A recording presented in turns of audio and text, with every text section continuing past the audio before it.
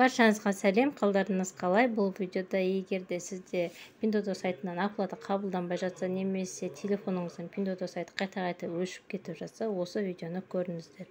Pinduoduo сайтында мына жерде настройка деген бар. Сол настройкаға кірсеңіздер, осы жерде ең астында мына қызыл тұр ғой, соны басасыздар.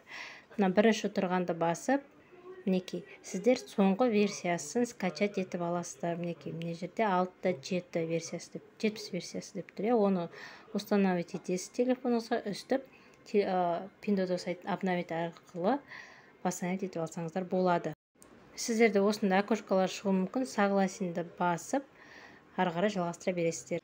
Егерде сізде осы вариантпен болмайтын болса, мен осы видеоның описаниясына 6.68 версиясын жүктеп қоямын. Тоже сол жерден алсаңыздар болады. Тоже установить етіп аласыздар.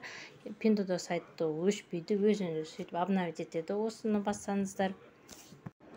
Және одан бөлек, егер сіз Pinduoduo сайтында телефон номері арқылы тіркелген болсаңыз, онда сол телефон номерді ауыстырып, басқа телефон номері арқылы тіркеліп, қайтадан өзіңіздің картаңызды енгізіп, соны ары қарай жалғастырып, оплата жасай берсеңіздер болады. Егер видеоның описаниясындағы ссылка ашылмайтын болса, өзіңіз Chromeға немесе Googleға Pinduoduo app деп іздеп, Pinduoduoның официальный сайтынан скачать етіп алсаңыз болады Pinduoduo сайтын. Егер сіз Pinduoduo сайтын обновить етсеңіз, сіздің ешқандай данныйыңыз өзгермейді, осылай қалады. Мен мысалы обновить еттім, ешқандай данныйым өзгерген жоқ, бүкіл тапсырыс берген барлығы орнында тұр.